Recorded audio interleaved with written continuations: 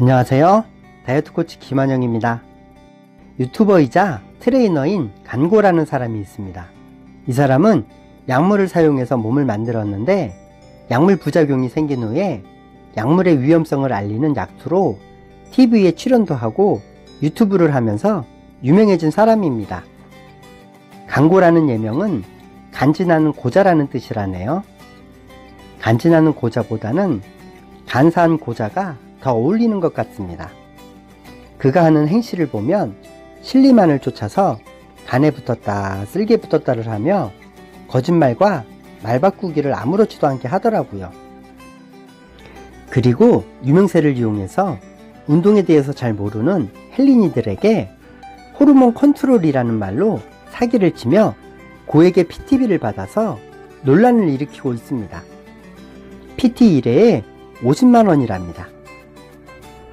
컨트롤이란 말은 통제하고 조절한다는 뜻인데 호르몬은 통제하고 조절할 수 있는 것이 아닙니다. 되도 않는 헛소리를 하는 것이지요. 호르몬을 컨트롤할 수 있다면 보디빌더들이 위험한 약물을 사용할까요? 당연히 호르몬 컨트롤을 하겠지요.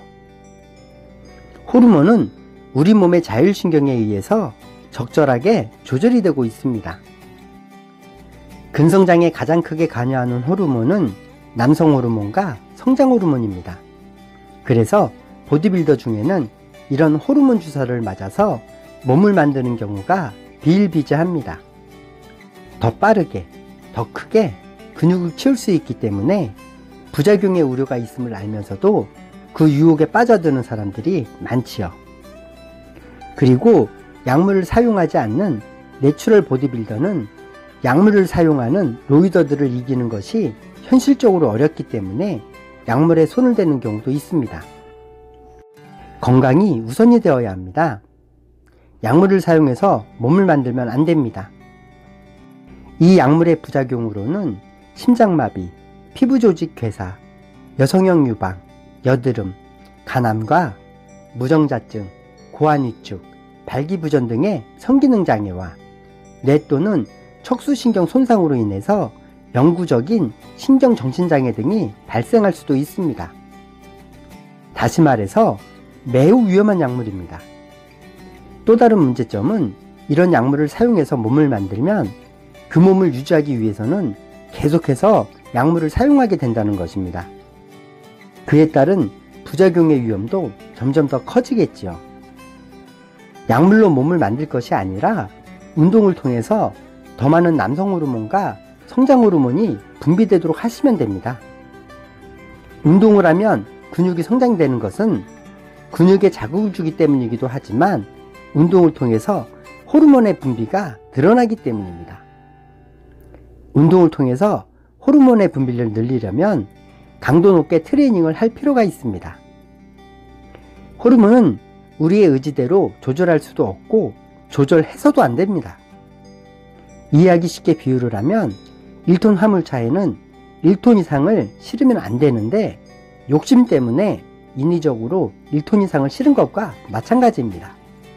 이런 경우 사고의 위험이 커질 뿐 아니라 다행히 사고가 나지 않더라도 차량의 고장 가능성이 커지는 것과 같다고 볼 수 있습니다. 호르몬은 우리의 의지대로 조절되는 것이 아니라 자율신경이 상황에 맞게 적절히 조절을 하고 있습니다. 체온을 일정하게 유지하거나 심장이 뛰고 호흡을 하고 배고픔과 배부름을 느끼고 체지방이 축적되거나 소모되는 것 등은 자율신경이 조절을 합니다. 즉, 우리의 생명을 유지하는 데 필요한 기본적인 것들은 자율신경에 의해 조절됩니다. 자율신경은 우리의 의지대로 움직이지 않기 때문에 체지방을 축적하는 것이 아니라 줄이고 싶어도 마음대로 되지 않습니다. 자율신경이 우리와 의지와 상관없이 움직이는 것은 알고 보면 신이 주신 선물입니다. 만약 심장이나 폐가 자율적으로 움직이지 않고 우리의 의지대로만 움직인다면 벌써 죽었을지도 모릅니다. 바빠서 깜짝 심장이나 폐를 움직이는 것을 잊거나 괴로운 일이 있어서 죽고 싶은 마음이 든다면 너무나 쉽게 죽을 수 있기 때문입니다. 또 자율신경이 하는 일들을 우리의 의지로 조절해야 한다면 그 일들을 하기에도 바빠서 아무 일도 할 수 없을 겁니다. 자율신경이 우리의 의지대로 움직이지 않지만 상황을 바꿈으로써 우리의 의도대로 움직이게 할 수는 있습니다. 우리의 의지대로 움직이지 않는 자율신경을 탓하거나 이기지도 못할 자율신경과 싸우지 마시고 현명하게 상황을 바꾸는 것이 올바른 선택입니다. 예를 들면 심장을 우리의 의지로 빠르게 뛰게 할 수는 없지만 달리기를 한다면 심장은 빠르게 뛰게 됩니다. 근육에 필요한 에너지와 산소를 공급하기 위해 자율신경이 상황에 맞게 조절을 하는 것이지요. 즉, 상황을 바꿈으로써 자율신경이 우리의 의도대로 움직이게 할 수 있는 것입니다. 체지방을 줄이고 싶다면 체지방이 줄어들 수 있는 상황으로 바꾸면 됩니다.